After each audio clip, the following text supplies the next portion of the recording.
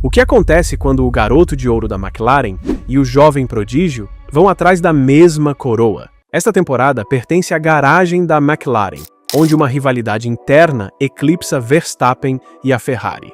Bem-vindo a uma guerra civil papaya, carregada de velocidade, estratégia e ego. Fique ligado enquanto mapeamos suas histórias de origem. Deciframos os pontos de ignição, revelamos as escolhas do pit wall e as corridas que podem definir a história da Fórmula 1. E tudo começa com os dois homens que transformaram a McLaren na garagem mais quente do automobilismo, Lando Norris e Oscar Piastri. A ascensão deles é a base de tudo que agora parece prestes a explodir. O caminho de Lando é o de uma lealdade testada ao longo dos anos. Ele entrou na McLaren ainda adolescente em 2019 e ficou durante cada carro lento, cada disputa no meio do pelotão e cada falso amanhecer. Pódios em máquinas pouco competitivas o mantiveram relevante, mas foi seu comprometimento que o tornou o coração de Woking.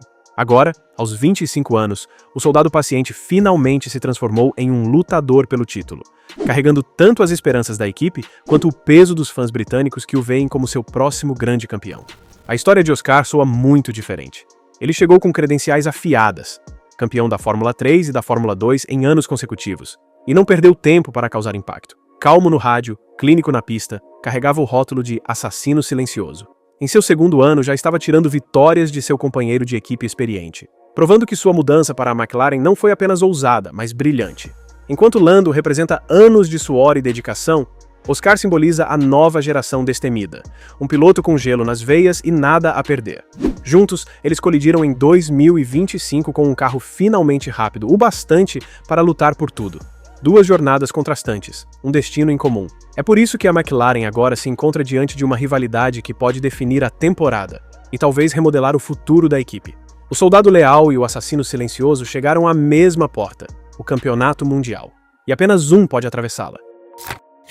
O que aconteceu depois transformou um subplot intrigante na principal história de 2025. Desde a primeira corrida, a rivalidade pegou fogo. A Austrália deveria ter pertencido a Piastri, correndo diante de seus torcedores em casa. Mas Norris arrancou a pole e dominou um thriller molhado pela chuva para dar o primeiro golpe. Uma semana depois, na China, Oscar virou o jogo com sua primeira vitória, liderando de ponta a ponta e anunciando-se como um candidato. Em apenas 2 rodadas, ficou claro. A temporada não era McLaren contra Ferrari ou Red Bull, era McLaren contra McLaren. O duelo oscilou durante a primavera. A vitória de Piastri no Bahrein o colocou na frente nos pontos. Um marco para o novato transformado em candidato.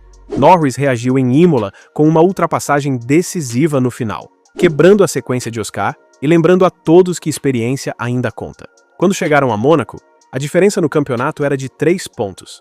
Norris transformou a pole em vitória no palco mais icônico do esporte. Um triunfo que deixou os dois sorrindo no pódio, mas que em segredo afiou ainda mais a tensão. Essa tensão explodiu no Canadá. Com Norris avançando pelo pelotão no fim da corrida, ele mergulhou sobre Piastri em uma tentativa desesperada que terminou com sua McLaren no muro e Oscar mancando até a 4ª posição. Foi o primeiro contato entre os dois.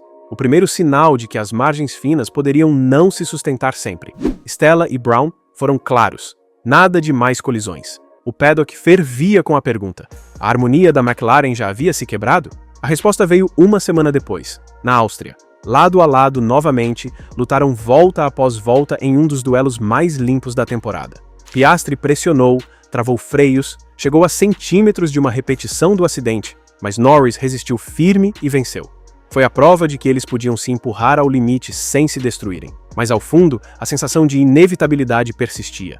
Quantas vezes é possível dançar tão perto do desastre antes que um pé escorregue? Silverstone trouxe novo drama.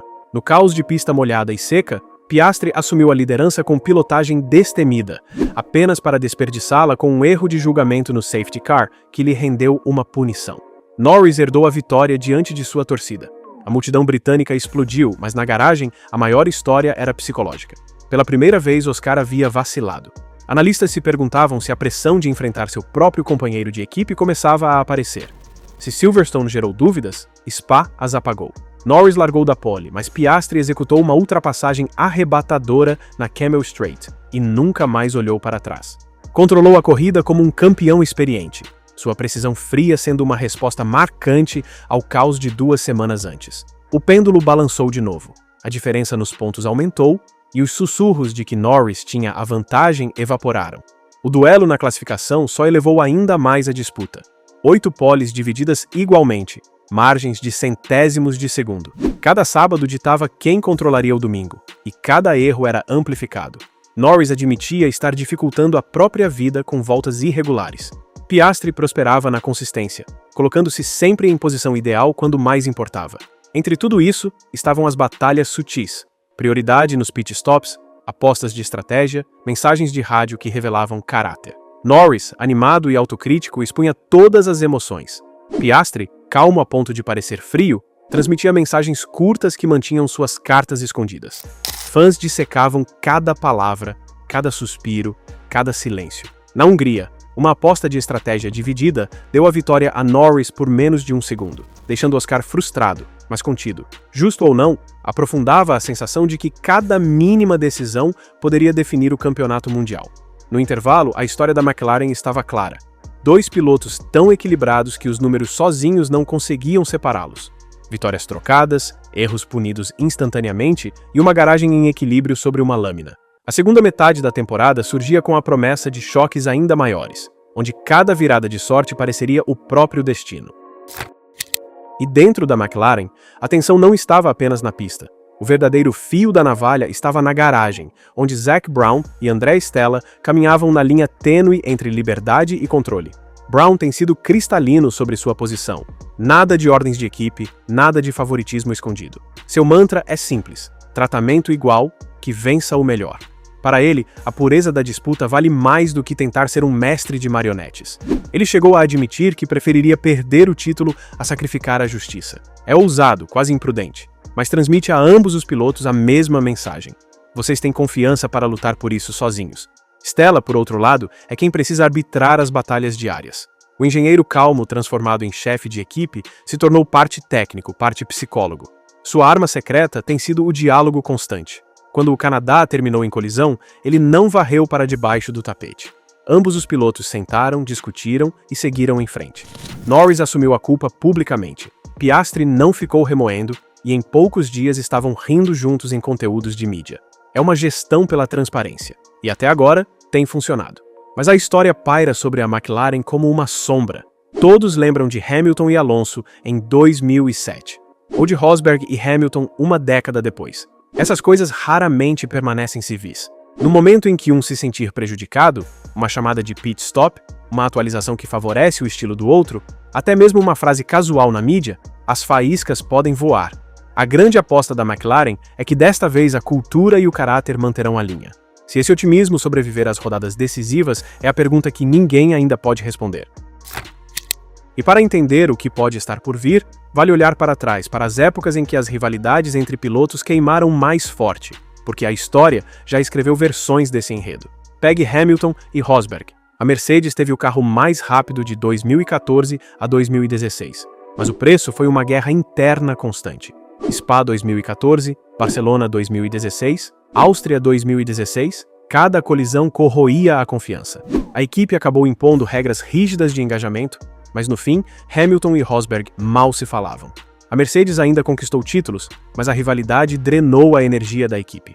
A McLaren de hoje já está pegando emprestado esse manual, com André Stella alertando que o contato é a única linha vermelha. Mais um choque, e a rivalidade Norris-Piastri pode cair nesse mesmo território de livro de regras. Ou volte a 2007. Alonso contra Hamilton sob o emblema da McLaren. Aquilo não foi apenas tensão, foi implosão. Classificação na Hungria, atrasos no pit lane, acusações de favoritismo. A McLaren perdeu um título que deveria ter vencido, tudo porque 2 pilotos lutaram entre si mais do que contra seus rivais. Zac Brown já disse que não repetirá os erros de Ron Dennis. Igualdade é o mantra, mas como 2007 mostrou, igualdade só funciona se ambos os pilotos acreditarem nela. Essas rivalidades são avisos gravados na história do esporte. A McLaren 2025 está equilibrada na beira dessas lições, e as rachaduras podem surgir a qualquer momento. E o mundo externo não está tornando as coisas mais fáceis. Quando uma rivalidade pega fogo na pista, a mídia e os fãs se tornam o combustível. Cada manchete, cada meme, cada tweet molda como a história é contada e, às vezes, como os próprios pilotos a sentem. A imprensa abraçou a narrativa da guerra civil, estampando-a em capas de jornais e análises de meio de temporada. Os veículos britânicos destacam Norris como o astro da casa, pedindo aos fãs que mantenham a disputa justa, enquanto discretamente o retratam como a figura nobre da batalha. Já a mídia australiana segue no caminho oposto, celebrando a ascensão de Piastri como o disruptor frio que ameaça o garoto de ouro da McLaren. Até comentaristas respeitados entraram no coro, comparando a dupla a Senna e Prost em versões mais educadas. Uma frase que os fãs abraçaram instantaneamente. E os fãs? Eles se dividiram em facções. Memes da Lando Nation inundam os feeds do Reino Unido, enquanto as timelines australianas proclamam Oscar como o futuro campeão mundial. Enquetes, debates e até teorias da conspiração sobre chamadas de box geram discussões inflamadas. O que antes era uma rivalidade dentro da garagem, agora é um espetáculo global, alimentado por milhões de vozes online. E com a retomada da temporada, a história só fica mais afiada. Os dois pilotos da McLaren estão separados por 9 pontos. Apenas uma vitória de diferença. Oscar Piastri lidera com 284, Lando Norris caça com 275 e com 10 corridas restantes, parece que uma pequena virada pode mudar tudo. Ambos já têm múltiplas vitórias e poles, deixando Verstappen quase 70 pontos atrás. Para todos os efeitos práticos, o campeonato é laranja-papaya. O momento é impossível de prever.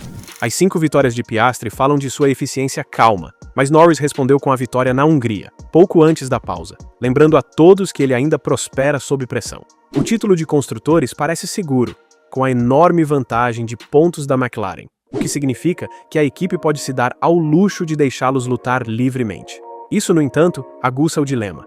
Será que realmente deixarão 2 leões famintos brigarem por uma coroa? Ou intervirão quando as coisas ficarem próximas demais? Zac Brown diz que as regras continuam simples. Corrida dura, corrida limpa, sem interferência. Mas a história sugere que duelos livres raramente terminam de forma tranquila. A temporada de 2025 da Fórmula 1 trouxe a McLaren a uma encruzilhada histórica. Depois de anos longe da glória, a equipe de Woking finalmente está no topo novamente, mas sua maior ameaça vem de dentro. Lando Norris e Oscar Piastri estão travando um duelo feroz pelo campeonato. Será que a McLaren conseguirá canalizar esse fogo? Ou ele se transformará em uma rivalidade que definirá o título de 2025? Conte para nós quem você acha que levará o título de 2025 e obrigado por assistir.